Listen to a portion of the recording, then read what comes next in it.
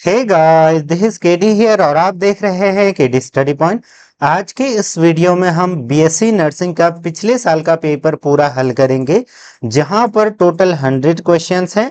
100 question में आपके 20 general English के हैं, 20 फिजिक्स के हैं, 20 केमिस्ट्री के हैं, 20 आपके बायोलॉजी सेक्शन के हैं और लास्ट के जो 20 क्वेश्चन हैं नर्सिंग एप्टीट्यूड के हैं। सभी को हम डिटेल में समझने का प्रयास करेंगे, क्योंकि आप देखते हैं पैटर्न वही रहता है और कई बार क्वेश्चन रिपीट भी होते हैं। बाकी अगर आप चैनल पर नए हैं तो चैनल पर जुड़ जाइएगा। एएनएम जीएनएम की, बीएससी नर्सिंग की अलग अलग प्लेलिस्ट हैं, अलग अलग क्लासेस चलती हैं, कॉलेज वगैरह सारी चीजें आपको वहां पर देखने को मिलेंगी। चलिए शुरू करते हैं। तो पहला जो सेक्शन है यहाँ पर वो है जनरल इंग्लिश का, ठीक है। तो उसी को यहाँ पर पूरा करते हुए चलते हैं, फिर उसके बाद फिजिक्स वाला सेक्शन देखेंगे। देखिए, so the first question is a person who studies the stars and planets is called. तो वो क्या कहलाएगा जो स्टार्स और प्लैनेट्स की, यानी कि जो तारों और ग्रहों की क्या करता है, स्टडी करता है। तो उसका सही उत्तर हो जाएगा ऑप्शन बी, एस्ट्रोनॉमर। ठीक है, एस्ट्रोनॉमर इसका सही उत्तर हो जाएगा। अब कई लोग ये भी सोच रहे होंगे कि एस्ट्रोलॉजर भी हो सकता है, क्योंकि आजकल आप देखते होंगे ना, एस्ट्रोटॉक एस्ट्रोटॉक करके काफ़ी ऐड आता है। तो थोड़ा सा डिफरेंस समझिए। ये आपका साइंटिफिक टेम्परामेंट या साइंटिफिक अप्रोच वाला होता है, साइंटिफिक चीज़ों पर ये बिलीव करते हैं। ठीक है, एस्ट्रोलॉजर क्या होता है, ये ज़्यादातर बिलीफ पर आधारित होते हैं, कई बार अंधविश्वासों पर भी आधारित होते हैं। ठीक है, तो ऐसे आप समझिएगा। ठीक, खगोल विज्ञानी इसको कहेंगे। ठीक, एस्ट्रोनॉट क्या होता है, जो अंतरिक्ष यात्री जाता है ना, जैसे नील आर्मस्ट्रांग गए थे उस तरीके से। जियोग्राफर जो ज्योग्राफी पढ़ता है। तो आपको ये समझ में आया होगा। बढ़ते हैं अगले क्वेश्चन की तरफ। अगला क्वेश्चन है the murder of a king is known as, यानी कि किसी राजा का मर्डर, उसकी हत्या क्या कहलाएगी। देखिए, अगर सिंपल मानव की हत्या करते हैं हम, तो वो कहलाता है क्या, होमिसाइड। क्या, होमिसाइड। ऑप्शन ए क्या है, सिंपल मानव हत्या इसको कहते हैं। सुसाइड क्या होता है, आत्महत्या, खुद से जब अपनी जान जो है खत्म करते हैं, तो वो सुसाइड कहलाएगा। रेजिसाइड और जेनोसाइड, तो ऑप्शन सी बिल्कुल सही उत्तर हो जाएगा। इसको क्या कहते हैं, राज हत्या। क्या, राज हत्या, क्योंकि देखिए राजा की हत्या हो रही है ना, तो राज हत्या इसको कहेंगे। जेनोसाइड क्या होता है, ये होता है नरसंहार। ठीक, तो ऐसे मैसेकर टाइप। नेक्स्ट है हमारा, choose the antonym of the word benevolent. अब देखिए, जो बेनेवलेंट होता है वो एक द काइंड ऑफ, ये समझिए कि काइंडनेस से भरा हुआ, यानी कि दयालु प्रवृत्ति का व्यक्ति है वो। ठीक है, तो ऑप्शन ए काइंड, यानी कि ये तो वही हो जाएगा, बेनेवलेंट यानी कि दयालु। जेनरस भी वही होगा। फिर आपका आता है कंपैशनेट, तो कंपैशनेट भी दयालु ही होता है। तो इसका सही उत्तर हो जाएगा ऑप्शन सी, मैलिशियस। मैलिशियस, ठीक है। इसको आप ऐसे समझिए कि जो दूसरों का भला नहीं चाहता है या दुर्भावनापूर्ण। ठीक, option C is right answer. So the next question is what is the opposite of fragile.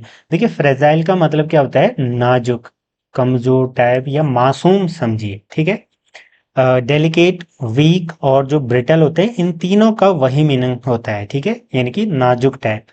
तो स्टर्डी इसका सही उत्तर हो जाएगा, यानी कि तगड़ा, मतलब थोड़ा सा क्या, स्ट्रॉन्ग इनफ। ठीक, option C is right answer. Opposite हमको ढूंढना था। ठीक है, next question, a cure for all disease is called, a या एन। तो एंटीबायोटिक, एंटीबायोटिक क्या होती है, जैसे पेनिसिलिन की खोज करी थी ना, पेनिसिलिन, तो ये एक पर्टिकुलर बीमारी के लिए है। ठीक, उनको एंटीबायोटिक कहते हैं। एंटीडोट क्या कहते हैं, जैसे कोई भी वेनमस, वेनम को निस्तेज करने के लिए, मेटिकेट करने के लिए, ठीक है, विष को क्या करने के लिए, उसको निस्तेज करने के लिए ये दिया जाता है एंटीडोट। आपने क्रिस मूवी में देखा होगा ना, कि उन्हीं के ब्लड से एंटीडोट बनता था। तो ऐसे आप याद रख सकते हो। जो पेनेसिया होता है, ये इसका सही उत्तर हो जाएगा। इसको कहते हैं कि इससे सारी बीमारियां सही हो जाती हैं। ठीक है, तो ऑप्शन सी बिल्कुल सही उत्तर हो जाएगा। रेमेडी क्या होता है, किसी चीज की रेमेडी देना। ठीक, next question is a story with a moral lesson is known as. तो वो क्या कहलाएगी, जिससे एक हमको नैतिक जो है मॉरल मिलता है। ठीक, लेसन, पाठ। तो एपिक क्या होता है? एपिक आपका होता है महाकाव्य, जैसे रामायण महाभारत को हमारा महाकाव्य कहा जाता है, फेबल और फिर इस तरीके से। तो ये दोनों भी इस तरीके से व्याख्यान या उपाख्यान कहलाते हैं, लेकिन जो आपका फेबल होगा वो बिल्कुल सही उत्तर हो जाएगा। ये एक तरीके से क्या होती है कि नीति कहानी टाइप, ठीक है, छोटी छोटी लघु कथा टाइप, जो एक मॉरल लेसन भी देती है, बच्चों को सुनाई जाती है, ठीक है। Next question, find the antonym of optimistic. तो ये तो इजी ही था, ऑप्टिमिस्टिक यानी कि आशावादी, तो इसका अपोजिट हो जाएगा पेसिमिस्टिक, निराशावादी, ठीक है, निराशावादी। नेक्स्ट क्वेश्चन की ओर बढ़ते हैं, choose the correct form of verb to complete the sentence, they dash football when it started raining. तो ये हो जाएगा दे वर प्लेइंग फुटबॉल, तो ऑप्शन सी, ठीक है।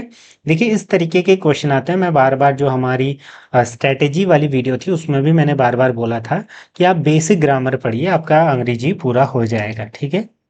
साथ में थोड़ा सा वोकैब वगैरह भी आप पढ़ सकते हो। Next, complete the proverb a bird in the hand is worth two in the, फिर डैश, तो बुश हो जाएगा, ठीक है। ये एक लाइन भी है ना, इसका अर्थ क्या हुआ? जैसे देखिए इसका सिंपल मीनिंग क्या हुआ, a bird in the hand is worth two in the bush, यानी कि एक जो चिड़िया है वो हमारे हाथ में है लेकिन दो झाड़ियों में है, तो उससे बेटर हुआ ना। इसका मतलब ये हुआ कि जो आपके पास अभी प्राप्त है वो अच्छा है कि जिसकी आप कामना कर रहे हो लेकिन वो अभी आपके पास नहीं है, ठीक है। हमारे जीवन में भी यही होता है ना, हम कामना जिसकी कर रहे होते हैं जो नहीं है उसको ज्यादा वैल्यू दे रहे होते हैं, जबकि होना ये चाहिए जो हमारे पास ऑलरेडी है उसको ज्यादा तवज्जो दी जाए, ठीक है। तो ऑप्शन इसका बी है वैसे। Next, choose the most appropriate conjunction to join the following sentences, he studied hard but he failed the exam, ठीक है, ऑप्शन बी, इजी था ये भी।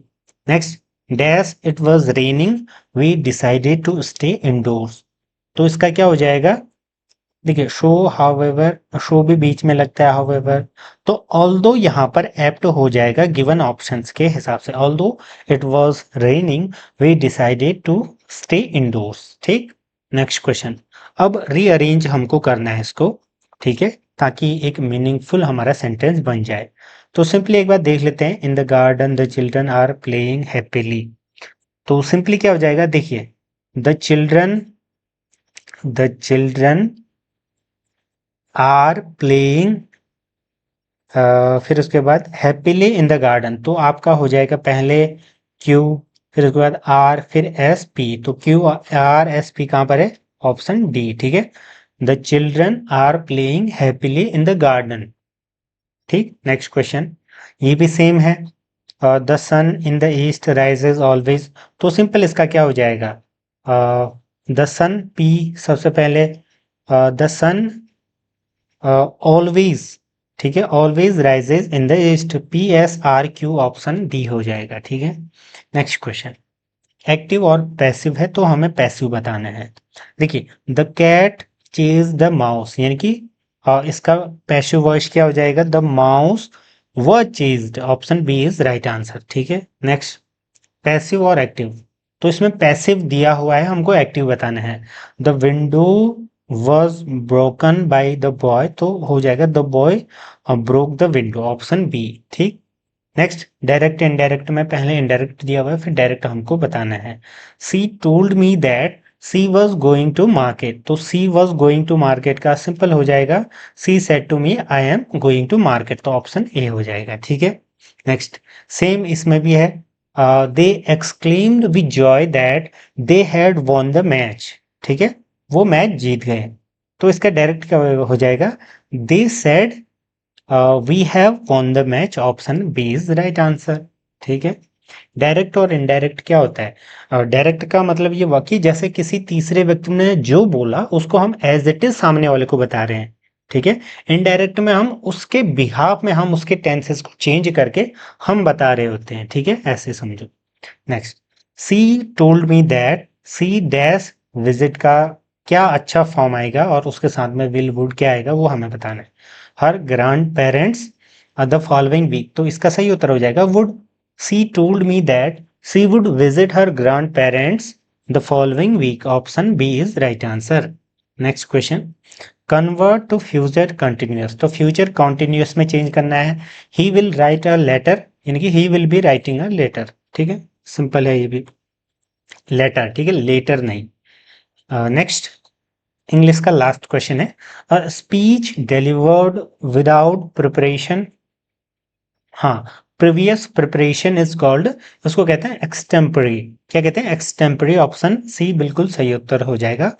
हिंदी में उसको कहते हैं त्वरित भाषण। सिंपली क्या होता है कि आपको एक दो पर्ची दी जाती है, आप सिंपली पर्ची पिकअप करते हो, उठाते हो और स्टेज में जा करके बोलते हो। एक दो मिनट का समय दिया जाएगा तो अच्छी बात है, अदरवाइज अब हमारी फिजिक्स स्टार्ट होगी, ठीक है। ये क्या है, फिजिक्स वाला पोर्शन। तो पहला क्वेश्चन क्या कहता है उसको देख लेते हैं, थोड़ा सा इसको हम यहाँ पर क्या करते हैं, पढ़ने का प्रयास करते हैं।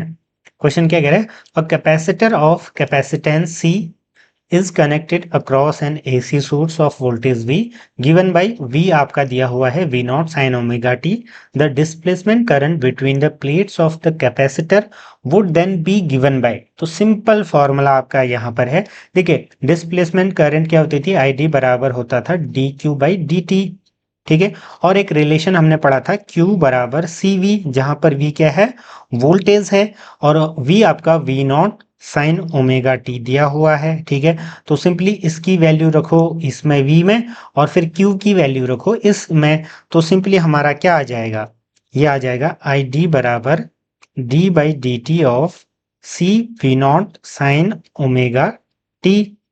तो ये सिंपली हमारा क्या हो जाएगा आगे, अगर मैं इसको लिखूं, आई डी बराबर हो जाएगा V naught omega C cos omega T, क्यों, क्योंकि हमने डिफरेंशिएट करा साइन ओमेगा टी को। तो फाइनल एक्सप्रेशन ये आया, तो हमारा उत्तर क्या होना चाहिए, वी नॉट ओमेगा सी, ठीक है, ऑप्शन ए बिल्कुल सही उत्तर हो जाएगा, ठीक है। ऑप्शन ए आई डी बराबर, हाँ हाँ, ऑप्शन ए बिल्कुल सही उत्तर हो जाएगा। नेक्स्ट क्वेश्चन की ओर बढ़ते हैं, which of the following logic gates is known as universal gate. देखिए यूनिवर्सल गेट क्या क्या है, सबसे पहले तो वो मैं आपको बता देता हूं। आपका जो नैंड और नॉर गेट है, इन दोनों को यूनिवर्सल गेट कहा जाता है, ठीक है, याद रखना, हो सकता है इस बार पूछा जाए। नैंड यानी कि नॉट एंड, और नॉर आपका नॉट और ये यूनिवर्सल क्यों कहलाते हैं, क्योंकि इनसे हम बूलियन फंक्शंस के जो एक्सप्रेशन है वो लिख सकते हैं एंड और नॉट के, without needing any other gate types, ठीक है, तो ये ध्यान रखिएगा। तो सिंपली इसका मैंने आपको उत्तर बता दिया, NAND gate, option A. Next बढ़ते हैं, a convex lens A of focal length 20 centimeter and a concave lens B of focal length 5 centimeter are kept along the same axis with a distance d between them, ठीक है। If a parallel beam of light falling on A leaves B as a parallel beam, then the distance D in centimetre, D हमको निकालना है। Simply अगर हम इनकी focal length को add करेंगे तो हमारा उत्तर आ जाएगा। फिगर एक्चुअल में क्या कह रहा है उसको थोड़ा सा समझो। एक कॉन्वेक्स लेंस है, कॉन्वेक्स लेंस क्या होता है, ये आपका कॉन्वेक्स लेंस हो जाएगा। कई लोग कॉन्केव और कॉन्वेक्स को ही अभी डिफरेंशिएट नहीं कर पाते होंगे, तो ये ध्यान रखिएगा। ये एक ही प्रिंसिपल एक्सिस पर है, ये हमारी एक एक्सिस हो जाएगी। ये ऑप्टिकल सेंटर है दोनों का, ठीक है। मान लीजिए इसका फोकस यहाँ पर है और इसका इस तरीके से यहाँ पर है, ठीक है। इस तरीके से आप जस्ट समझिए, अभी तो हमको बताना है ना आगे। तो सिंपली होगा क्या कि कोई रे आ रही होगी, जैसे कोई रे आएगी इस तरीके से, तो ये यहां से डाइवर्ट होके फोकस पर जाएगी, और जब कोई फोकस से जाती है कॉनकेव लेंस में, तो वो पैरेलल होते हुए जाती है, इस तरीके से बनती है ना रे। तो हमें इस तरीके से बताना है कि जो ये डिस्टेंस है ये कितनी है, हमको ज्ञात करना है। हाँ यही है ना, then the distance D in centimetre क्या होगी ये हमको बताना है।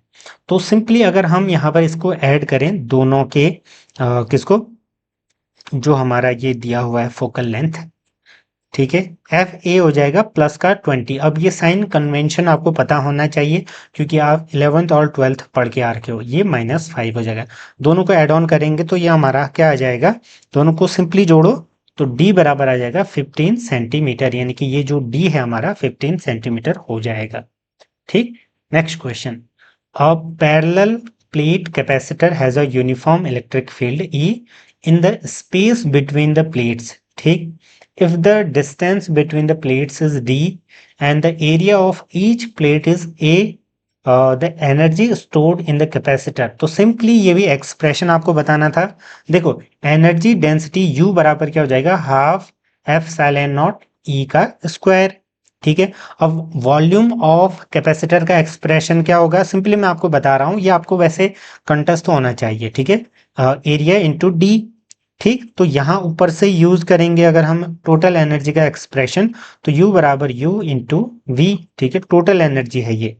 तो सिंपली इसको मल्टीप्लाई करेंगे half epsilon nought E square into A और डी, तो U बराबर आ जाएगा half epsilon nought E square A D. तो कौन सा एक्सप्रेशन है आपका, ये एक्सप्रेशन हो जाएगा half epsilon nought E square A D. तो ऑप्शन सी हो जाएगा बिल्कुल सही उत्तर, ठीक है। ऐसे आपको ये याद होना चाहिए था वैसे।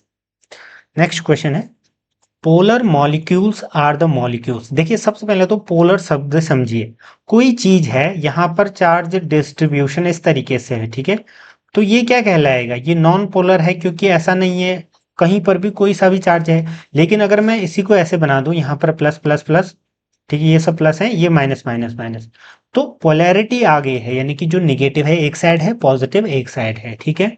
तो उन्हीं मॉलिक्यूल्स का क्या होगा, देखिए हैविंग जीरो डाइपोल मोमेंट, ठीक, और acquire dipole moment only in the presence of electric field due to displacement of charges, ये भी नहीं होगा। Acquire dipole moment only when magnetic field is absent, तो ये भी जरूरी नहीं। Having a permanent electric dipole moment, ये बिल्कुल सही उत्तर हो जाएगा। क्यों, क्योंकि जो सेंटर्स होंगे वो पॉजिटिव और निगेटिव चार्जेज के मतलब उनको कोइंसाइड नहीं करेंगे यहाँ पर, ठीक है। अगर even in the absence of external electric field, तो हमारी ऑप्शन डी वाली जो कंडीशन है बिल्कुल फुलफिल होगी। तो परमानेंट इलेक्ट्रिक डाइपोल मोमेंट आएगा, option D is right answer, ठीक। नेक्स्ट क्वेश्चन क्या कहता है, देखिए an electromagnetic wave of wavelength lambda is incident on a photo sensitive surface of negligible work function, ठीक। If m mass is of photoelectron emitting from the surface has d Broglie जो wavelength है lambda D है, then हमको वही है एक derivation बताना है और उस तरीके से हमको एक्सप्रेशन निकालना है। थोड़ा सा मैं आपको फटाफट बता देता हूँ। E बराबर एच सी अपॉन लैम्डा हमने पढ़ रखा है, ठीक है, और के, ठीक है, क्योंकि हमें फोटो इलेक्ट्रॉन की काइनेटिक एनर्जी निकालनी है, तो ये एक्सप्रेशन भी हमको पता है। अपॉन लैम्डा सी क्या है यहाँ पर, स्पीड ऑफ लाइट, ठीक, ये दो पता है हमें। तो लैम्डा डी हम डी ब्रोगली वेवलेंथ का रिलेशन हमें पता है, लैम्डा डी बराबर एच अपॉन रूट और 2m k करके। तो सिंपली जब इन सभी को कंबाइन करेंगे, हम कंपेयर करेंगे, तो क्या आएगा, ये हमारा आएगा कुछ इस तरीके से, एच सी अपॉन लेमडा बराबर H C upon 2m lambda D का स्क्वायर, ठीक है। इक्वेट करेंगे ना के एक्सप्रेशन को, तो ये हमारा एक्सप्रेशन आएगा। इसी को जब सॉल्व करेंगे तो ये निकल करके हमारा आ जाएगा क्या, लेमडा बराबर 2mc upon H lambda D square, option C बिल्कुल सही उत्तर हो जाएगा। देखिए फॉर्मूले बेस्ड क्वेश्चन आ रखे हैं अभी तक, ये मान के चलो। नेक्स्ट क्वेश्चन, हाँ ये क्वेश्चन थोड़ा सा ठीक है, हालांकि ये भी काफी इजी है, ये नीट में भी पूछा गया था, ठीक है, तो ये ध्यान रखिएगा, कुछ नीट के क्वेश्चन भी हैं। The effective resistance of a parallel connection that consist of 4 wires of equal length, equal area of cross section and same material है, ठीक है, सेम मटेरियल से बने हुए हैं, same area of cross section है, तो इसका जो आर है क्या है, 0.25 इक्विवेलेंट, ठीक है। What will be the effective resistance if they are connected in series. अब इसका फिगर कैसे बनेगा, थोड़ा सा देखो। शुरुआत में ये फिगर बनेगा, मान लीजिए ये एक ए पॉइंट है और यहाँ पर एक रेजिस्टेंस, 2 3 और ये 4 हमारे रेजिस्टेंस है और ये बी हमारा पॉइंट है, ठीक है। ये R R R 4 equal resistance है, सारा कुछ इक्वल है, ठीक है। और इक्विवेलेंट क्या है, 0.25 है, ये याद रखना, ठीक। तो पैरेलल में कैसे जोड़ते हैं हम, आर इक्विवेलेंट इन पैरेलल हम सिंपली कैसे जोड़ते थे, तो 1 अपॉन आर पैरेलल बराबर 1 upon R1 plus R2 R3 करके, तो सिंपली इसको जोड़ेंगे तो 1 upon R 1 upon R 1 upon R 1 upon R, ये हो जाएगा हमारा आर पी बराबर 4/r, ठीक है, 1 इतना करके। तो आर पी बराबर हो जाएगा हमारा 0.25 ओम। ये ऑलरेडी दिया हुआ है, तो आर की वैल्यू यहां से निकल जाएगी।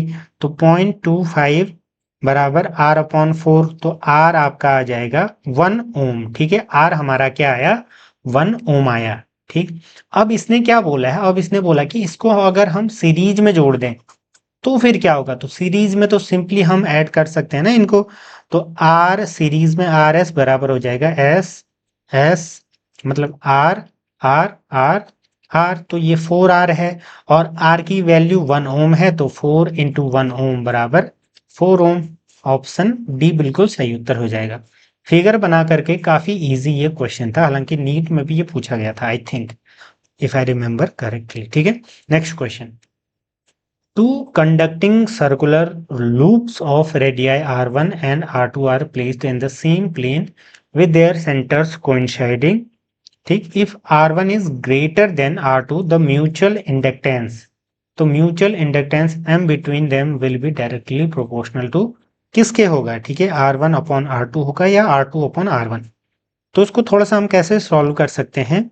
हमने B1 जानते हैं, मैग्नेटिक फील्ड एट सेंटर क्या होगा, μ0I1/2r1, ये फॉर्मूला है, कुछ एक्स्ट्रा साइंस नहीं बता रहा मैं। ठीक है, फिर जो मैग्नेटिक फ्लक्स था वो क्या हो जाएगा, B1/एरिया A2 बराबर μ0I1/2r1, यहाँ पर πr2 का स्क्वायर, इस तरीके से। अब इसको जब हम φ2 निकालेंगे तो सिंपली यहां पर से हमारा ये तो φ2, अगर इसको पूरा निकालो तो ये हमारा क्या आ जाएगा, ठीक है, ये हमारा निकल करके आ जाएगा। ठीक, हाँ, ये इतना आ गया। उसके बाद हम म्यूचुअल इंडक्टेंस निकालें, m बराबर क्या होता है, φ2 बराबर m/1 होता है, तो m बराबर क्या हो जाएगा, μ0πr2 का स्क्वायर अपॉन 2r1। तो m is directly proportional to r2 का स्क्वायर अपॉन r1।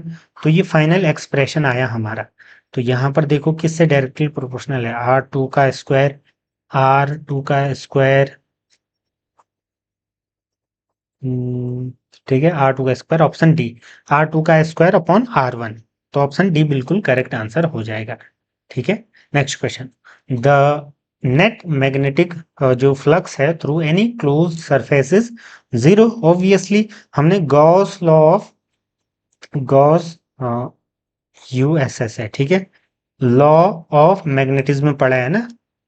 क्या होता है, जो net magnetic flux through any closed जो सरफेस होता है वो 0 होता है। फॉर्मूला भी है close B dot D A बराबर 0। तो सिंपली ऑप्शन बी हो जाएगा। ठीक है, नेक्स्ट क्वेश्चन देखिए। In a plane electromagnetic wave traveling in free space, the electric field component oscillates sinusoidally at a frequency of 2.0 into 10 to the power 10 hertz and amplitude 48 volt per meter। ठीक है, then the amplitude of oscillating magnetic flux is, speed हमको ये लेनी है, तो simply B naught बराबर ई not upon सी।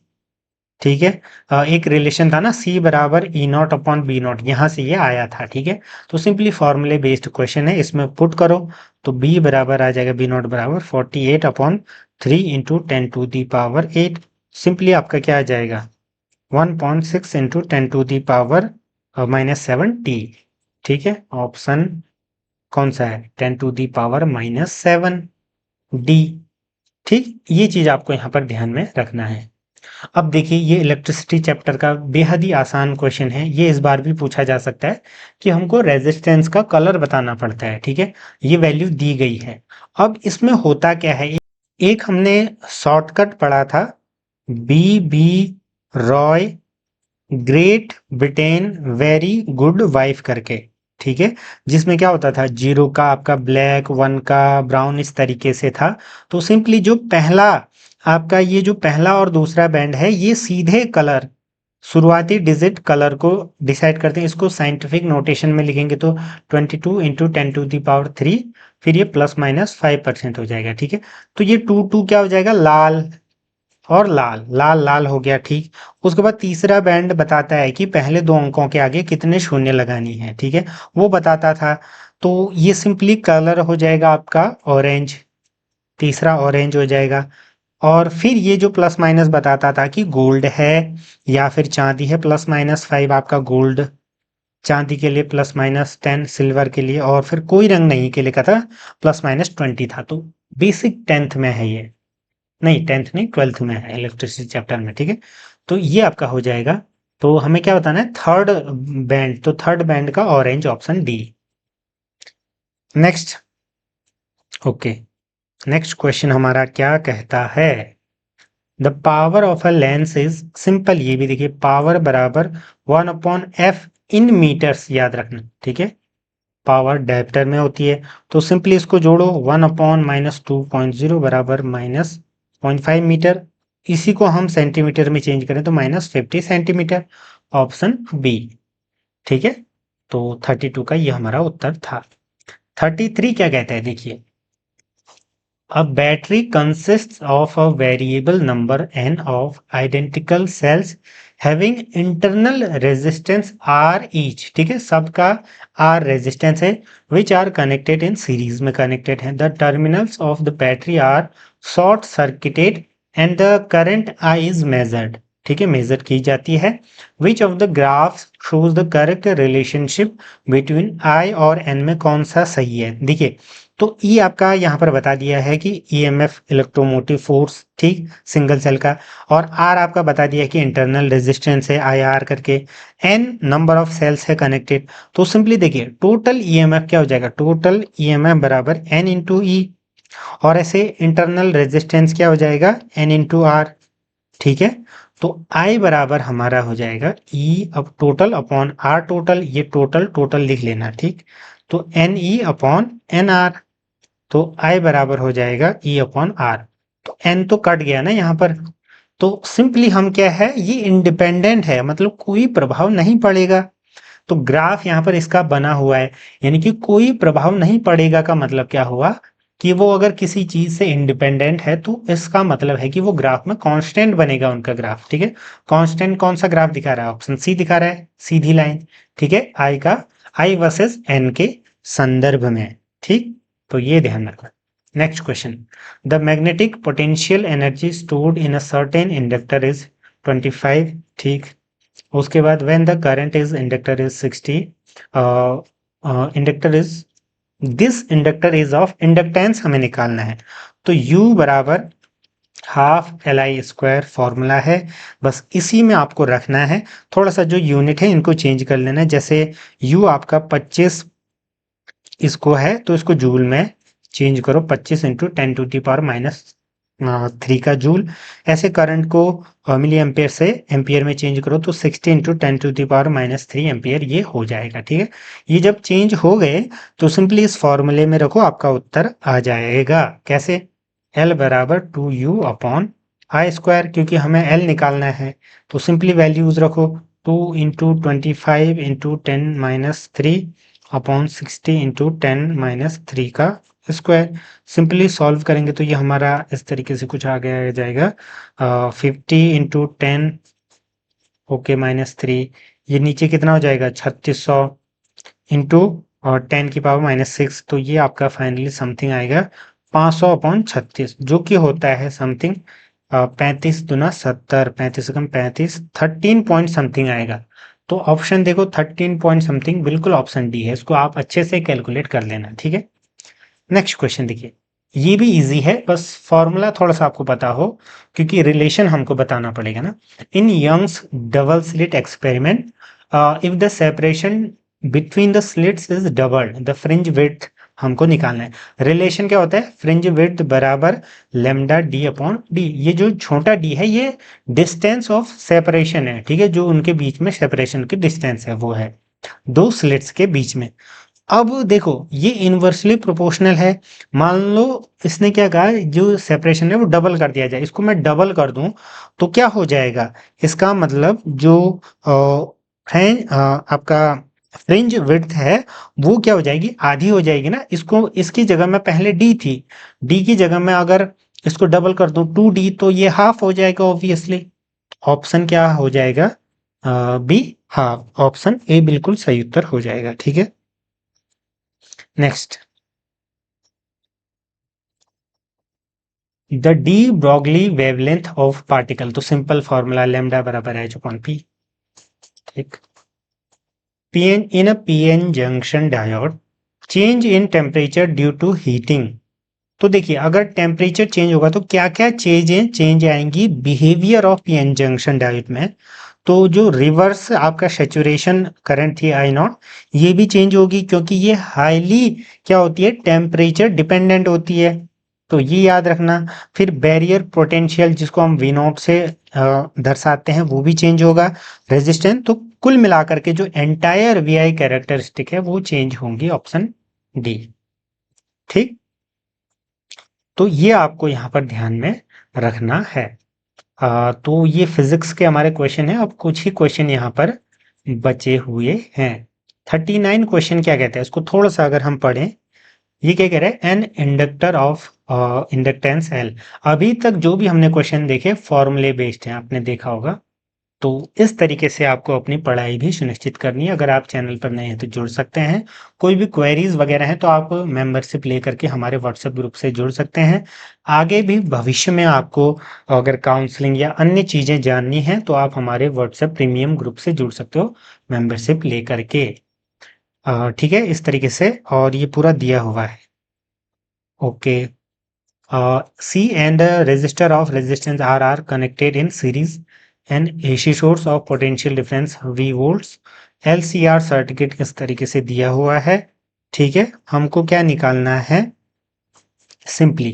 तो देखिए सिंपल अगर हम यहाँ पर निकालें वी आर एम एस निकालते हैं सबसे पहले, जो कि होगा क्या, root V R square plus V L minus V C square. ये सिंपल फॉर्मूले लिख रहा हूं मैं। ठीक है, तो ये पूरा दिया हुआ है, वी एल आपका 40 दिया हुआ है और ये 10 और ये 40।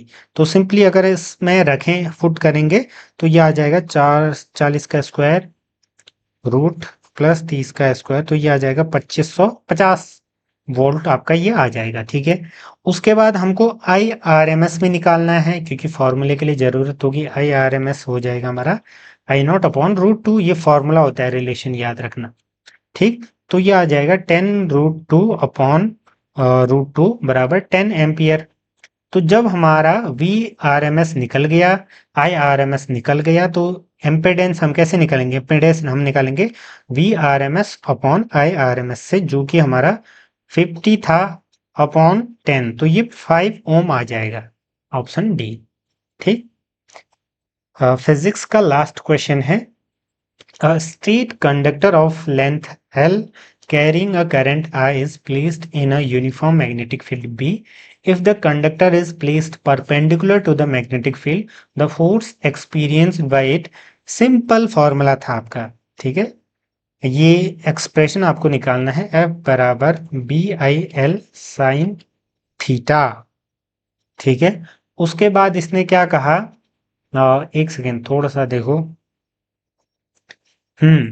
तो यहां पर थीटा की भी वैल्यू हम रखेंगे, क्यों, क्योंकि कंडक्टर क्या है, वो परपेंडिकुलरली क्या है, फील्ड के प्लेस्ड है, तो थीटा 90 डिग्री हो जाएगा यहाँ पर, साइन 90 डिग्री 1, तो एफ बराबर बी आई एल, ये ध्यान रखना था। ठीक है, कई लोग ऑप्शन सी करके आए होंगे तो वो गलत आपका हो जाता। तो ये हमारे फिजिक्स के क्वेश्चन थे। सबसे पहले देखिए, the transfer of pollen grains from the anthers of one plant to stigma of a genetically different plant is called, इसको क्या कहते हैं। ठीक है, तो उसको कहते हैं जेनोगमी। ऑप्शन ए बिल्कुल सही उत्तर हो जाएगा। देखिए थोड़ा सा हम इसको समझ लेते हैं कि जो ये वैसे आपको ये ऑलरेडी पता होगा, एंथर्स और स्टिग्मा होते हैं, वो आखिर होते क्या हैं। तो हमने पढ़ा था ना, स्टिग्मा जो होता है आपका और जो एंथर होते हैं फूलों के प्रजनन यानी कि रिप्रोडक्शन में बहुत ही महत्वपूर्ण एक अंग होते हैं। एंथर जो होते हैं आपके, ठीक है, क्या एंथर, ये आपका मेल रिप्रोडक्शन पार्ट है और पोलन ग्रेन्स बनाना इसका काम है, परागकण है हिंदी में हम पढ़ते थे। ठीक है, अब स्टिग्मा क्या है, स्टिग्मा आपका मादा का हिस्सा है, फीमेल पार्ट, जहां पर ये चिपकते हैं, ठीक है, जो पोलन ग्रेन्स है वो चिपकते हैं। तो ये थोड़ा सा समझिएगा, ऑप्शन ए बिल्कुल सही उत्तर हो जाएगा। अगले क्वेश्चन की ओर बढ़ते हैं। A mature angiosperm embryo sac is typically characterized by being, तो ऑप्शन ए बिल्कुल सही उत्तर हो जाएगा क्या, 8 न्यूक्लिएट एंड 7 सेल्ड, ऑप्शन बिल्कुल सही उत्तर हो जाएगा। ठीक है, तो ये देखिए 8 न्यूक्लियस में होते हैं जो सिंगल फंक्शनल मेगास्पोर होते हैं, अंडरगो 3 राउंड ऑफ जो आपका मिटोटिक डिविजन्स कहते हैं ना, तो वो 8 बना लेते हैं। 7 सेल्ड में आपके 3 एंटीपोल होते हैं, 2 सिनर्जिड्स होते हैं, और साथ में एक जो लार्ज सेंट्रल सेल होती है। ठीक, ये ध्यान रखिएगा, आपने इसको डिटेल में पढ़ा होगा। नेक्स्ट क्वेश्चन है, which of the following hormones और events is not directly involved in triggering human labour या पर्टरिशन। देखिए ये ह्यूमन लेबर यानी कि ये पर्टरिशन क्या होता है, प्रसव, यानी कि जब डिलीवरी के समय क्या नहीं होता है या क्या प्रोसेस डायरेक्टली इन्वॉल्व नहीं है, ये पूछा गया है। Option A increase in estrogen and progesterone ratio, बिल्कुल ये तो होता है। ठीक है, सिंथेसिस ऑफ प्रोस्टाग्लैंडिन्स, ये भी होता है, बिल्कुल ऑप्शन बी भी हो जाएगा। रिलीज ऑफ ऑक्सीटोसिन, ये तो होते हैं, तो 3 तो होते हैं ना, अकर करते हैं, ऑप्शन डी बिल्कुल सही उत्तर हो जाएगा। रिलीज ऑफ प्रोलैक्टिन ये आपका नहीं होता है, ये चीज ध्यान रखना। ठीक है, next question, which of the following hormone levels will cause release of ovum ovulation from the Graafian follicle. ठीक है, तो इसका सही उत्तर क्या हो जाएगा, high concentration of oestrogen, high concentration of progesterone, या low concentration of LH hormone या एफएसएच। तो ऑप्शन ए हो जाएगा क्या, एस्ट्रोजन का हाई कॉन्सेंट्रेशन। ठीक, अगले क्वेश्चन की ओर बढ़ते हैं। वेनेरियल, इसकी स्पेलिंग ऐसे आपको देखने को मिल सकती है, venereal diseases can spread through, यानी कि एसटीपी हम इसको कह सकते हैं, सेक्सुअली ट्रांसमिटेड डिजीजेस, एसटीडी करके। ठीक है, तो वो क्या है, कैसे ये फैल सकती हैं मोस्टली। ठीक है, यूजिंग स्टेराइल नीडल्स, नहीं ऐसे नहीं फैलती है, क्योंकि ये तो बिल्कुल सही होता है ना, इन्फेक्टेड से फैलती हैं, तो ऑप्शन ए इससे नहीं फैलती हैं। Transfusion of blood from infected person, तो बी इससे फैलती है, बिल्कुल बी हो जाएगा। Infected mother to foetus, option B भी हो जाएगा, सी भी, तो बी और सी तो हो जाएगा। किसिंग इनहेरिटेंस, इनहेरिटेंस से नहीं फैलती है। देखिए किसिंग कुछ हद तक या कुछ बीमारी फैल सकते हैं, हम कह सकते हैं, लेकिन जो ज्यादातर होती हैं, ठीक है, जो वेनेरियल डिजीजेज होते हैं वो इससे नहीं फैलती हैं, वो जनरली सेक्सुअली ट्रांसमिटेड डिजीजेज होते हैं, वो इंटरकोर्स से या ऐसी चीजों से ज्यादा फैलती हैं। ठीक है, तो बी और सी बिल्कुल सही उत्तर हो जाएगा। कहां पर आपको दिख रहा है, option C, B and C only हो जाएगा। ठीक है, कई लोगों को लग रहा होगा कि डी भी होगा, किसी केस में हो सकता है, बट नॉट फॉर ऑल। ठीक, ये ध्यान रखना। नेक्स्ट, द कॉन्ट्रासेप्टिव पिल, जो सहेली है आपका, क्या है, गर्भ निरोधक गोली थी। ठीक है, तो ये जो पिल है इसके संबंध में कौन सी बात सही है, increases the concentration of oestrogen and prevents ovulation in females, तो ये तो नहीं है, क्योंकि इसमें तो हार्मोनल डिसबैलेंस हो रहा है ना, ऐसे तो पुरानी पिल्स भी थी। इज एन आईयूडी, ये है या नहीं पूछा गया है। ठीक है, उसके बाद क्या कह रहा है ये, उसके बाद blocks estrogen receptors in the uterus preventing eggs from getting implanted, बिल्कुल सही उत्तर हो जाएगा, ये काम इसका होता है। ऑप्शन क्या हो जाएगा हमारा, सी बिल्कुल सही उत्तर हो जाएगा। ठीक है, बाकी अन्य चीजें नहीं होती हैं, ये चीज ध्यान रखना। ठीक, आई यू डी क्या होता है इसमें आपका, जैसे इसको इम्प्लांट किया जाता है ना, इंट्रा यूटेराइन डिवाइसेस जैसे कॉपर टी वगैरह, तो ये तो गलत हो जाएंगे, तो ऑप्शन सी बिल्कुल सही उत्तर है। Next, if both parents are carriers for the sickle cell जो एनीमिया जीन है, heterozygous, what percentage of their children are expected to develop the disease, तो 25%, क्योंकि 1 ऑफ 4 है ना, तो ऑप्शन ए बिल्कुल सही उत्तर हो जाएगा। इस तरीके से हम पढ़ते थे कि जो एच बी ए पेरेंट 1 है, ये पेरेंट 1 है मान लीजिए, तो एच बी ए नॉर्मल होता था, एच बी एस करके कैरियर, तो ये हमको समझना है, और डिजीज में एच बी एस करके होता था ना, तो ये चीज। Next, which of the following pairs is wrongly matched, ABO blood grouping codominance, XO type sex determination grasshopper, ठीक है। उसके बाद देखिए, हाँ, उसके बाद ये आपको यहाँ पर देखने को मिल रहा है, देखिए ये एबीओ ब्लड ग्रुपिंग बिल्कुल कोडोमिनेंस, ये करेक्टली मैच्ड है। एक्सो टाइप जो टाइप है सेक्स डिटर्मिनेशन, ये ग्रास ऊपर में होता है, बिल्कुल ये भी करेक्टली है। Starch synthesis in P multiple allies, ये गलत हो जाएगा, ये रॉन्गली मैच्ड हो जाएगा, ये हमें ढूंढना था ना, क्योंकि देखिए स्टार्च जो सिंथेसिस है पी, जो पी सीड्स में होते हैं, एक एग्जाम्पल है किसका, प्लियोट्रॉफी का, इनकम्प्लीट डोमिनेंस का, ये इनकम्प्लीट डोमिनेंस का है, ठीक है। तो ऑप्शन सी बिल्कुल सही उत्तर हो जाएगा। बाकी टीएच जो मॉर्गन है लिंकेज से संबंधित है, राइट। नेक्स्ट क्वेश्चन है, consider these statements about molecular biology process, which one accurately describes a biological event, कौन सा बायोलॉजिकल इवेंट को बता रहा है, ठीक है। इन कैपिंग जो मिथाइल ग्वानोजिन है, triphosphate is added to 3 end of HNRNA, option B क्या कह रहा है, ये तो नहीं है। RNA polymerase binds with RH factor to terminate the process of transcription in bacteria, option B बिल्कुल सही उत्तर यहाँ पर हो जाएगा, ठीक है। ये हमारा क्या हो जाएगा, सही हो जाएगा। ये बोला था ना which one is accurately describe, तो बी डिस्क्राइब कर रहा है, तो बाकी को हम स्किप कर देंगे। इन डीएनए मॉलिक्यूल, इफ जो एडेनिन है constitutes 30% of the total bases, what are the respective percentage of thymine, guanine and cytosine, तो ये कैसे हम निकालते हैं, देखिए इसको अगर हम थोड़ा सा ऐसे निकालें, क्योंकि सिंस ए क्या है, ए बराबर 30% है, तो टी बराबर भी 30% हो जाएगा हमारा, तो ये हो जाएगा, तो कंबाइन परसेंटेज ऑफ जी और सी का, जी और सी का क्या हो जाएगा, 100 टोटल होता है, तो 30 60% यानी कि 40 हमारा हो गया, तो 40 हो गया जी प्लस सी, तो ये हमारा क्या हो जाएगा 20-20, जी और सी 20-20, तो हमारा आंसर क्या आना चाहिए, हमारा आंसर आना चाहिए 30-20-20, ऑप्शन सी बिल्कुल सही उत्तर है। The factor that leads to founder effect in a population is, ये तो सिंपल है आपका genetic trait, option D is right answer. Flippers of penguins and dolphins are the example of, ये क्या है, कन्वर्जेंट इवोल्यूशन, ऑप्शन बी बिल्कुल सही उत्तर हो जाएगा, ये भी बेसिक कॉन्सेप्ट था। Next question, identify the incorrect pair, ठीक है, इनकरेक्ट पेयर हमको यहाँ पर क्या है ढूंढना है। अब देखिए एल्कोलॉइड्स, ये किससे रिलेटेड है, बिल्कुल ये ऑप्शन ए सही है, टॉक्सिन का एब्रेन बिल्कुल, लेक्टिन्स का ये भी सही है।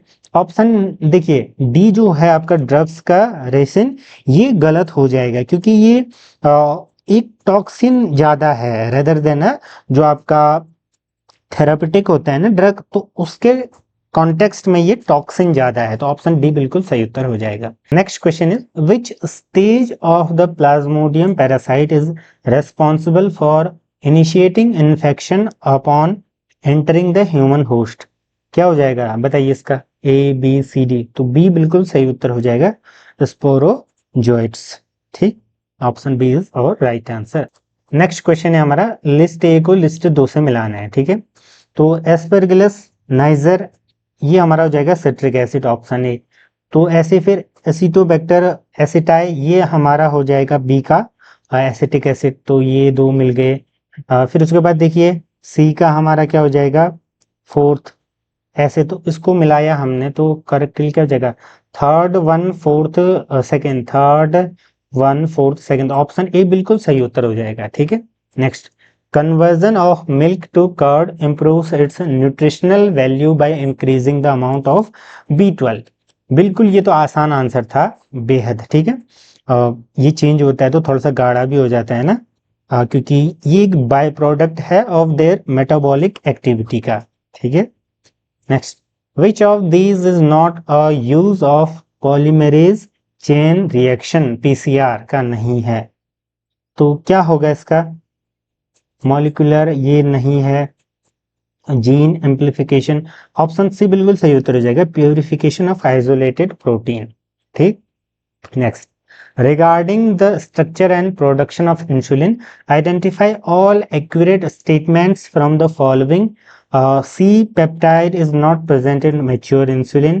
The insulin produced by rDNA technology, C peptide, इसका क्या होना चाहिए हमारा बताइए, अच्छा, कौन कौन से करेक्ट है? तो ऑप्शन ए तो करेक्ट है क्योंकि C peptide is not present in mature insulin, ये होता है। फिर उसके बाद देखिए B RNA technology has the C, ये गलत हो जाएगा। सी भी सही हो जाएगा क्योंकि proinsulin has C peptide होता है। और डी भी करेक्ट है, तो ए और सी डी करेक्ट है, ए सी डी करेक्ट है, तो हमारा क्या हो जाएगा? A C D only, option A बिल्कुल सही उत्तर हो जाएगा। ठीक है, next question, which statement concerning ecological pyramids is inaccurate? Inaccurate है पूछा गया है। तो pyramids of biomass in sea is generally inverted. ठीक, उसके बाद देखिए ये गलत हो जाएगा। Pyramids of biomass in sea is generally upright, upright होते हैं ये। ठीक है, option B is right answer. Next, at what temperature using liquid nitrogen can pollen grains be क्या करे जा सकते हैं? Cryopreserve for extended periods. तो -196 डिग्री, ये तो आपको याद होना चाहिए।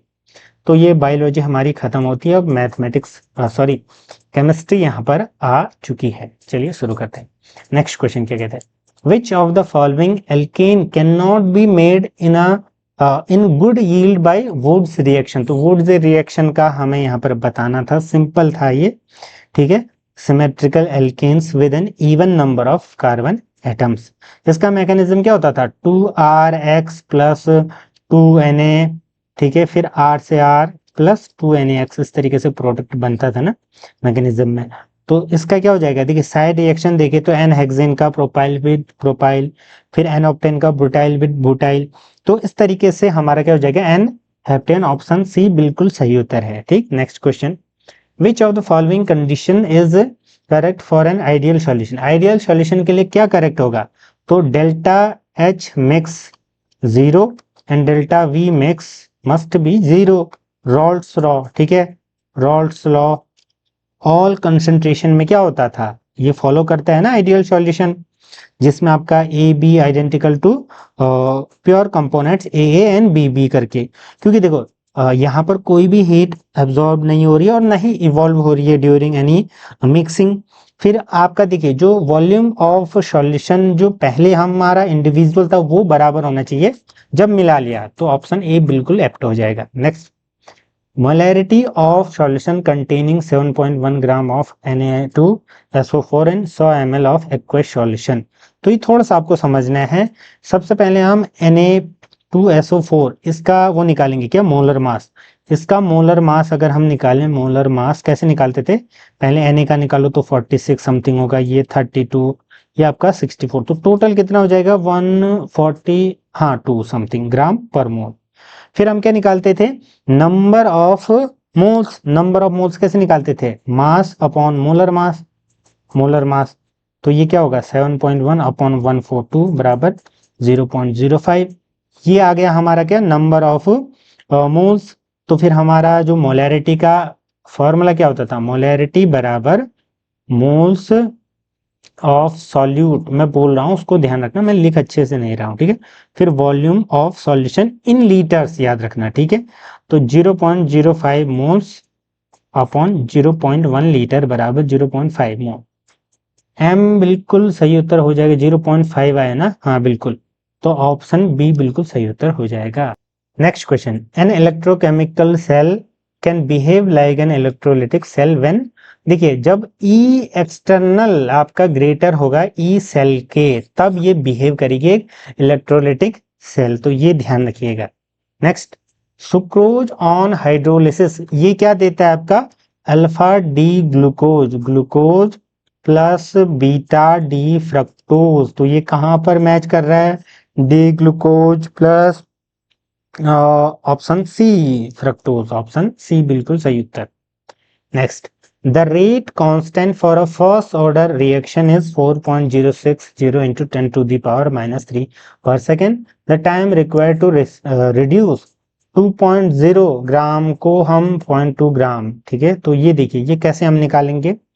हमने फॉर्मूला पढ़ा था ना, T बराबर 2.303 upon K log R naught concentration R करके। ठीक है, तो यहां पर अगर हम रेट कांस्टेंट देखें तो ये दिया हुआ है, फिर इनिशियल अमाउंट आपका दिया हुआ है, फाइनल अमाउंट ये आपका है, तो यहां पर रखो।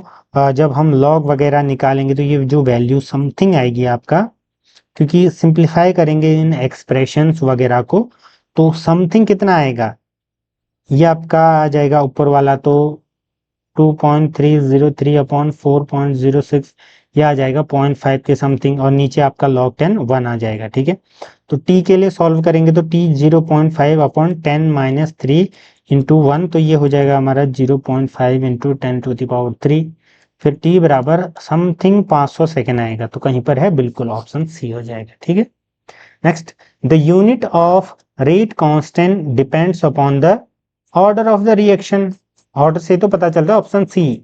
Next, the solubility of BaSO4 in water is इतने टेम्परेचर पर, the value of solubility product, यानी कि KSP हमें निकालना है। तो गिवन मोलर मास ये दिया हुआ है ऑलरेडी, तो पहले हमें सॉल्युबिलिटी प्रोडक्ट निकालने के लिए हमें क्या निकालना पड़ेगा, पहले जो गिवन सॉल्युबिलिटी है उसको ग्राम पर लीटर को हमें मोल पर लीटर ऐसे चेंज करना पड़ेगा।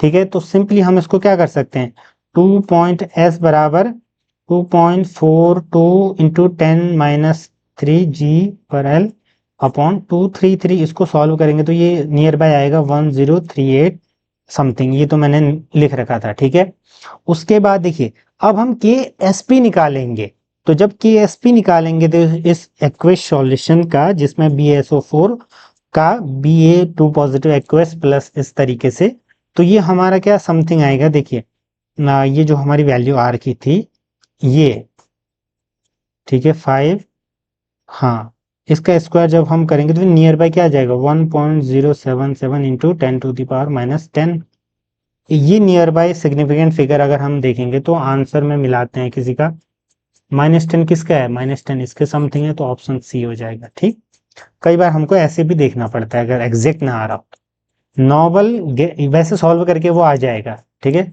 उसको राउंड ऑफ कर रखा है, noble gases are named because of their inertness towards reactivity, बिल्कुल इनर्ट होते हैं वो। Identify an incorrect statement about them, incorrect ढूंढना है ये ध्यान रखना।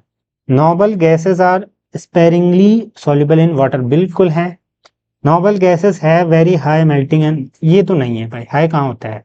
ठीक है, तो ये गलत हो जाएगा, यहीं पर हमें उत्तर मिल गया, तो ये सही बिल्कुल सही उत्तर हो जाएगा। ठीक है, अगला क्वेश्चन क्या कहते हैं देखिए, anisole on cleavage with HI gives, देखिए ये देगा क्या, एनिसोल यानी कि ये होता है आपका मिथोक्सी बेंजेन, ये जब रिएक्ट करेगा हाइड्रोजन आयोडाइड से HI से, तो क्या SN2 रिएक्शन की जो मैकेनिज्म है वो ऑकर होगी, तो हमारा क्या बनेगा, ये phenol plus CH3 option A बिल्कुल सही उत्तर हो जाएगा। ठीक, अगला क्वेश्चन फिर से देखिए वही आपका टी हाफ रेट कांस्टेंट करके, तो देखिए यहाँ पर क्या है, T half for a chemical reaction is 30 minute, इतना 90% to be complete will be, तो कैसे निकालेंगे हम इसको, सिंपली सबसे पहले कांस्टेंट निकालो, रेट कांस्टेंट तो 0.693, इसको हम ऐसे याद रखते थे समझ के। ठीक है, फिर उसके बाद टी हाफ 30 मिनट दिया हुआ था, तो की के आपका आ जाएगा 0.693 upon 30, that is near by, अब ये नियर बाई ही वैल्यू आएगी। ठीक है, 231 समथिंग पर मिनट।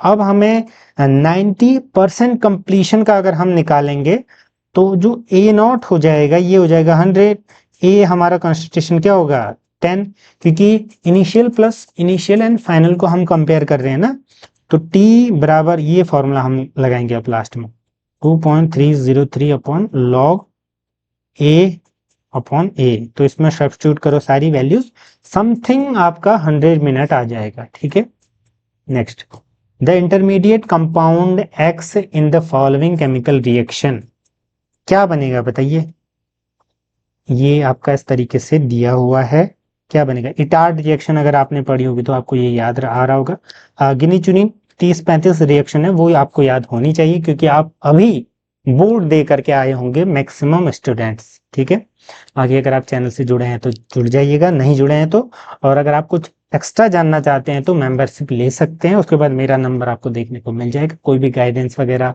काउंसलिंग वगैरह ग्रुपों से भी जुड़ सकते हैं। ठीक है, तो ये चीजें हमारी यहाँ पर है, तो ये हमारा क्या बन जाएगा,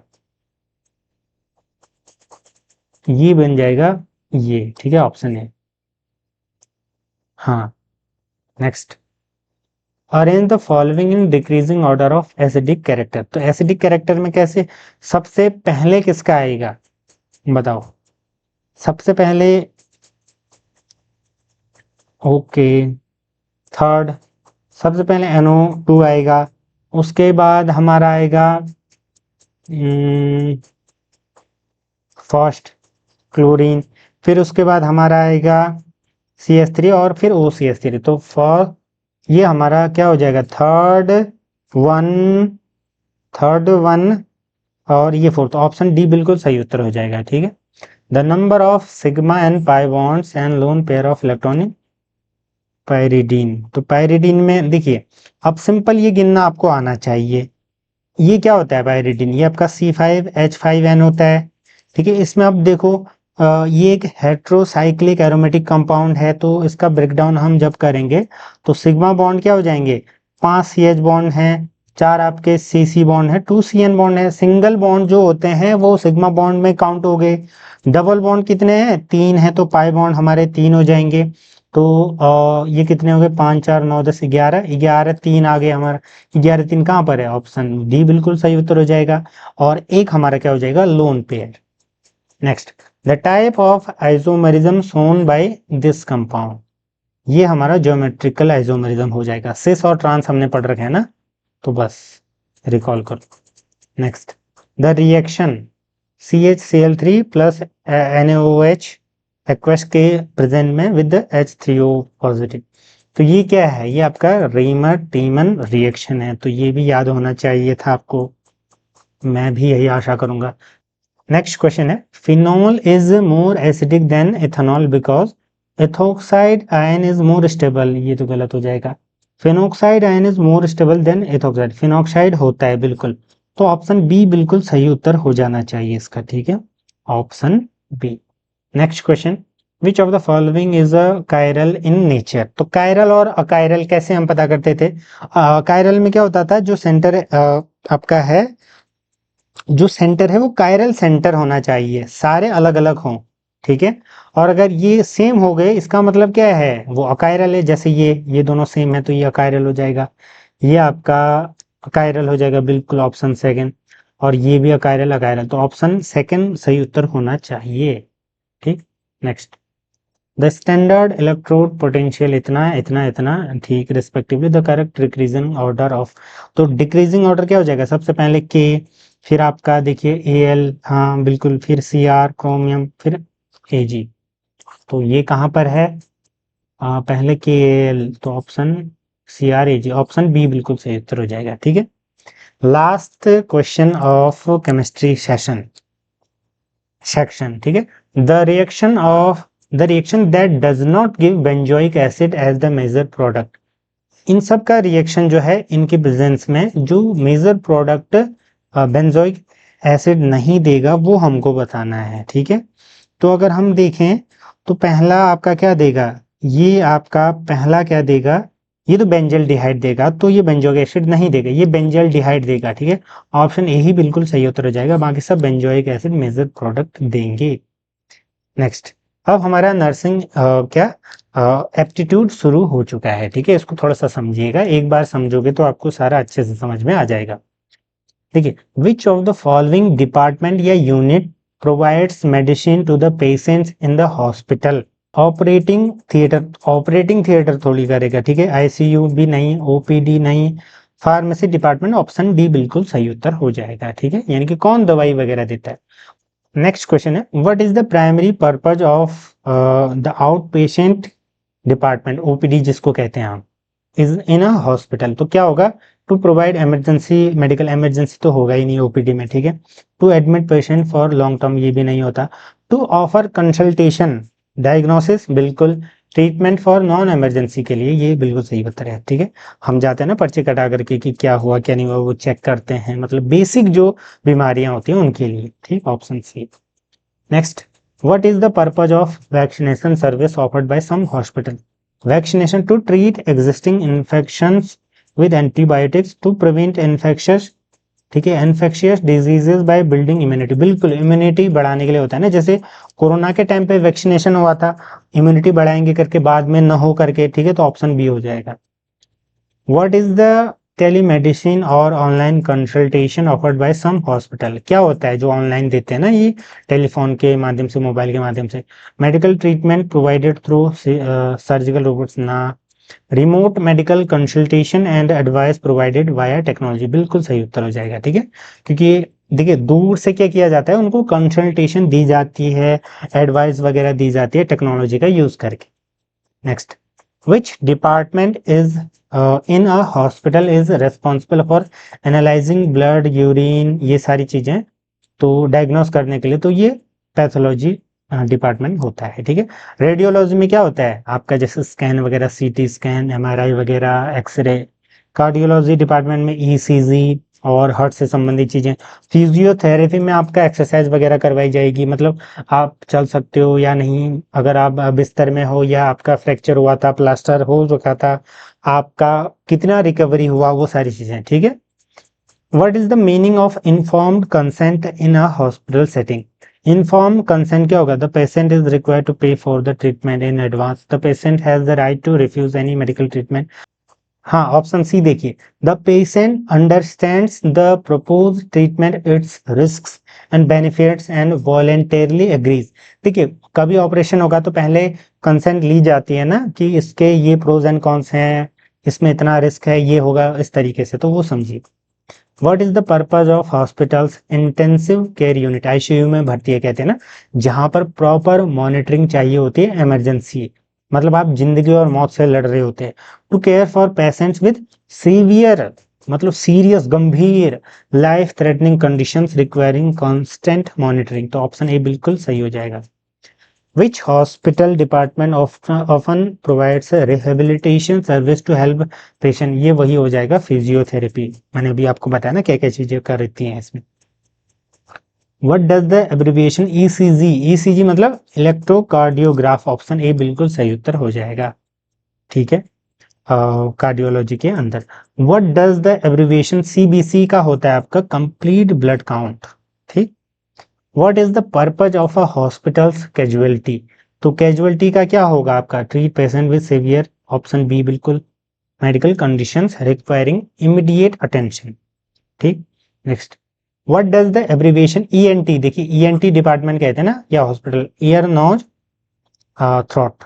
ठीक है, ear nose throat, option A. Next question देखिए, what does the abbreviation CPR stands for in emergency care, तो cardio pulmonary resuscitation, option A बिल्कुल सही उत्तर हो जाएगा। सीपीआर देते हैं ना, कभी हार्ट अटैक वगैरह आता है, किसी की सांस बंद हो जाती है, इवन कभी भी कोई भी डेथ होती है तो हमको सीपीआर देना ही चाहिए। ठीक है, कहीं पर भी, और ये सीखना भी चाहिए। A nurse who is empathetic is able to give orders effectively, understands and share the feelings of another person. ठीक है, तो ऑप्शन बी बिल्कुल सही उत्तर हो जाएगा। ठीक, next, which of the following is a crucial characteristic for a successful nurse? impatience, impatience मतलब धैर्य ना हो, ऐसा तो नहीं होना चाहिए। a strong desire for authority, नहीं, ऐसा भी नहीं है। compassion, ठीक है, compassion and desire to help others, बिल्कुल सही उत्तर option C. Next, effective communication in a nursing involves, ठीक है, प्राइमरली यूजिंग मेडिकल, ठीक है, jargon to ensure accuracy, speaking, most apt हमको ढूंढना है। ठीक है, स्पीकिंग क्विकली जरूरी नहीं है। लिसनिंग एक्टिवली, पहले आपको अच्छे से सुनना भी होगा, एंड क्लीनली कन्वेइंग, मतलब आपका मैसेज भी कन्वे अच्छे से करना चाहिए ना मरीज को या किसी को भी, तो ऑप्शन सी बिल्कुल सही उत्तर हो जाएगा। Role of a nurse on maintaining patient confidentiality, ठीक है, जो कॉन्फिडेंशियलिटी है उसका क्या मतलब हुआ, शेयरिंग पेशेंट्स मेडिकल हिस्ट्री, ये गलत है। डिस्कसिंग पेशेंट डिटेल, ठीक है, ओपनली विद अदर पेशेंट, ये गलत है। प्रोटेक्टिंग पेशेंट्स पर्सनल, ठीक है, पेशेंट का क्या पर्सनल एंड मेडिकल इंफॉर्मेशन को पर्सनल रखना चाहिए, प्रोटेक्ट करना चाहिए, option C. Minimum time required for washing hands, देखिए ऐसा क्वेश्चन आया था तो 20 सेकेंड होता है। ठीक है, अच्छे से हमको रगड़ रगड़ के धोना चाहिए। Next, a patient on a stretcher falls, the nurse initial action should be, मान लीजिए कोई स्ट्रेचर में था, वो गिर गया, ठीक है। अब इनिशियली फर्स्ट उसका स्टेप क्या होना चाहिए नर्स का, help the patient up immediately, मतलब उसको सीधे उठाना है, खड़ा करना है, तो ये गलत हो जाएगा, ठीक है। कई उन लोगों को लगेगा assess the patient for injury before moving them and call for assistant, बिल्कुल बी बिल्कुल सही उत्तर है। पहले असेस करना होगा कि पेशेंट को कोई इंजरी वगैरह तो नहीं आई, नहीं तो फिर उसको ऐसे पकड़ के ले जाएंगे, ठीक है, वो हमको करना पड़ेगा। बाकी ये हमारा गलत हो जाएगा, डॉक्यूमेंटेशन ब्लेम वगैरह। हेल्प भी लग रहा होगा, लेकिन देखिए पहले हमको चेक करना पड़ेगा ना सिचुएशन की, वो स्ट्रेचर से गिरा तो अगर उसको कुछ इंजरीज आई होगी तो सीधे खड़ा नहीं कर सकते ना, पेशेंट अब इमीडिएटली का मतलब होता है सीधे उठाना, ठीक। Last but not the least question of this session, which of the following is a key component of hospital waste management, mixing all types of waste, मतलब साथ में नहीं, आप तो कूड़ा भी बायोडिग्रेडेबल नॉन बायोडिग्रेडेबल होता है, तो यहाँ तो और भी सावधानी होनी चाहिए, ठीक है। इस तरीके से फिर वेस्ट, और फिर आपका सेग्रीगेशन, बिल्कुल सेग्रीगेशन होना चाहिए, वेस्ट इनटू डिफरेंट कैटेगरीज, ठीक है, बायो हैजार्ड, जनरल, इस तरीके से ऑप्शन सी बिल्कुल एप्ट हो जाएगा, ठीक है। बाकी चैनल पर नए हैं तो चैनल से आप जुड़ जाइएगा, और हमारे अन्य कंटेंट को देख सकते हो। चैनल को ज़्यादा से ज़्यादा शेयर करें, जुड़े रहें, धन्यवाद।